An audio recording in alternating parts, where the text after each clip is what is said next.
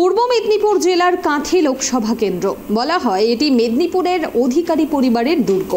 এই কেন্দ্র থেকে 2009 সাল থেকে তৃণমূলের টিকিটে জিতে সাংসদ হয়ে আসছেন শিশির অধিকারী। যদিও বর্তমানে তৃণমূলের সঙ্গে তার কোনো সম্পর্ক নেই। 24-এর নির্বাচনে কাঁথি আসনে বিজেপির প্রার্থী হয়েছেন শিশির পুত্র সৌমেন্দু অধিকারী। এবার কাঁথিতে অধিকারী হওয়া নাকি মোদি ম্যাজিক।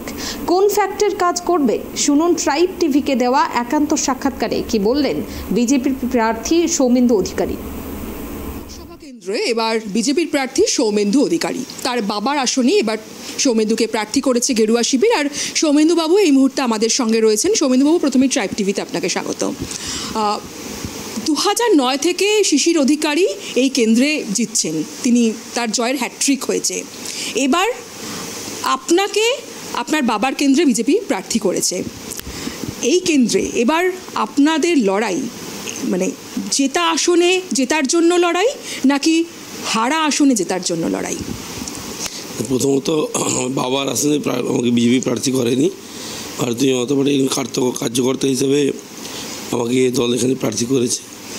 আর আমরা এই আসন 2021 সালে বিধানসভা নিরিখে জিতে আছে, অর্থাৎ বিজেপি এখানে 4টি বিধানসভা জিতেছে 7-এর মধ্যে।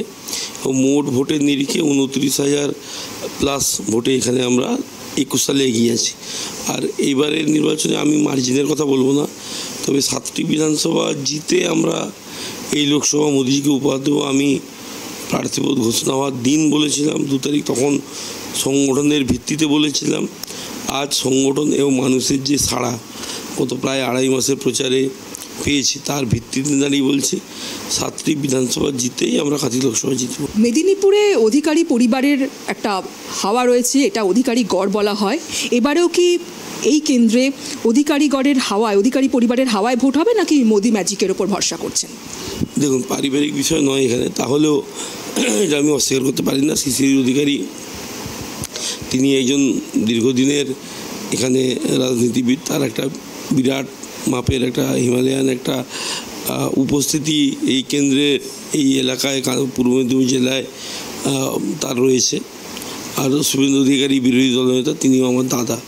অতএব একটা পারিবারিক প্রভাবের বিষয়ে আমি বলছি না, কিন্তু তারা আমার পরিবার, তারা আমার বাবা, তারা আমার দাদা, এটা তো অস্বীকার করার জায়গা নেই। কিন্তু আমরা এক ভারতীয় জনতা পার্টির বৃহৎ পরিবার, রাজনৈতিক পরিবার, সর্ববৃহৎ রাজনৈতিক দল, সেই ভিত্তিতে আমরা নির্বাচনটা লড়ছি এবং এই নির্বাচনে আমরা অবশ্যই সফল হব। যেহেতু এটা অধিকারী গড় বলা হয়, এখানে মানুষ কি অধিকারী পরিবারকে দেখেই ভোট দেবে নাকি সেই আবার মোদির কথা, মোদি ম্যাজিকের কথা আপনারা বলবেন? নির্বাচনটা মোদিজিকে তৃতীয়বার প্রধানমন্ত্রী করা নির্বাচন, মানুষ মোদিজিকে দেখেই এখানে ভোট দেবেন। এবং আমি আশীর্বাদ স্বরূপ আমার বাবা বর্তমান সাংসদ, 3বারের সাংসদ, প্রাক্তন কেন্দ্রীয় মন্ত্রী শিশিরবাবু, তার আশীর্বাদ আমি পাচ্ছি। এটা আমার কাছে একটা বাড়তি পাওনা, কিন্তু ভোট নরেন্দ্র মোদীজির কথা ভেবে, তাকে দেখে, তাকে তৃতীয়বার প্রধানমন্ত্রী করার লক্ষ্যে কাঁথিবাসী এবারে ভোট দেবে। গতবার ভোটে শিশিরবাবু 1 লক্ষেরও বেশি ভোটে জিতেছিলেন, তার আগের বার 2 লক্ষেরও বেশি ভোটে জিতেছিলেন। আপনি কি আশা করছেন? বাবাকে ছাপিয়ে যেতে পারবেন, রেকর্ড ব্রেক করতে পারবেন? না, আমি কোনো মার্জিনের ব্যাপারে কোনো প্রেডিকশান করব না, কিন্তু 7টি বিধানসভা জিতে আমরা এই লোকসভা জিততে চলেছি, এটুকু আমি আপনাকে জোর দিয়ে বলতে পারি। আমি ডে 1 অর্থাৎ 2রা মার্চ প্রার্থীপদ ঘোষণা সাথে বলেছিলাম। আজ 16 তারিখ মে মাসের প্রায় 2.5 মাস বলছি, এবং আমি এটা প্রমাণিত হবে 4 তারিখ। আপনি তো এতদিন ধরে প্রচার করলেন, এখানে কি বুঝতে পারছেন রাম মন্দির কোনো ফ্যাক্টর? এখানে অনেকটা হিন্দু ভোট রয়েছে। রাম মন্দির গোটা ভারতবর্ষের 100 কোটির বেশি হিন্দুর কাছে অবশ্যই একটা বিরাট বৃহৎ ফ্যাক্টর। 500 বছরের লড়াই, আমাদের মোদিজির সহায়তা, তার চেষ্টায় সেটা আজকে আমরা দিনের আলোতে রাম মন্দির, রামলালা তার ঘর ফিরে পেয়েছেন, তিনি তার বাড়ি থেকে প্রবেশ করেছেন। এটা তো অবশ্যই গোটা দেশ জুড়ে তার ফ্যাক্টর আছে। এখানেও মমতা বন্দ্যোপাধ্যায় দীঘাতে জগন্নাথ ধাম তৈরি করছে, প্রচুর পর্যটক সেখানে আসবে এবং দীঘার মানুষ বলছে যে এই জগন্নাথ ধাম হয়ে গেলে এখানকার অর্থনীতি নাকি ঘুরে যাবে। এটা তৃণমূল কংগ্রেস, রাজ্য শাসক দল, এটা কোনোভাবে ডিভিডেন্ড পেতে পারে বলে মনে হয়? আমি প্রশ্নের অপ্রাসঙ্গিক অবান্তর কথাবার্তার উত্তর দিতে চাই না। যারা এগুলা বলছে তাদের জন্য শুভকামনা রইল। শুভেন্দুবাবু তিনি রাজ্যের বিরোধী দলনেতা, দাদার থেকে কোনো পরামর্শ, কোনো স্পেশাল টিপস পাচ্ছেন ভোটে? না, শুভেন্দু অধিকারী অবশ্যই আমার দাদা, রাজ্যের বিরোধী দলনেতা, আমাদের লিডার, সেই হিসাবে তিনি পরামর্শ দিচ্ছেন, পাশে থাকছেন। গতকালও তিনি পটাশপুরে একটি বৃহৎ মাপের রাজনৈতিক সভা আমার সমর্থনে অ্যাড্রেস করেছেন। আগামী দিনেও তিনি কর্মসূচি দিচ্ছেন, অবশ্যই তিনি আছেন পাশে। আমার শেষ প্রশ্ন, যে এখানে তৃণমূল কংগ্রেস মমতা বন্দ্যোপাধ্যায় সরকারের উন্নয়নকে সামনে রেখে লড়ছে, তারা বলছে, আপনি মানুষের কাছে গিয়ে কি বলছেন? না, কোনো মমতা বন্দ্যোপাধ্যায় সরকারের উন্নয়ন নেই, তার কোনো প্রশ্নও নেই। তার একটি ভাঙা রেকর্ড আছে, লক্ষ্মী ভাণ্ডার, যা সমস্ত জায়গায় সমস্ত স্টেজে তারা বাজান।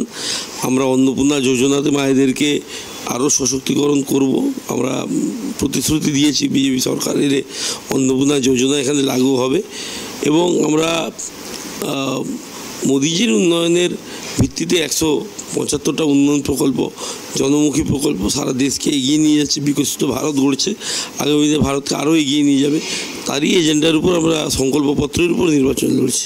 শিশির পুত্র সৌমেন্দু অধিকারীর বিশ্বাস যে এবারও তার পরিবারকে দেখেই এখানে কিন্তু ভোট দেবে, এবং সেই সঙ্গে মোদি ম্যাজিকও কাজ করবে।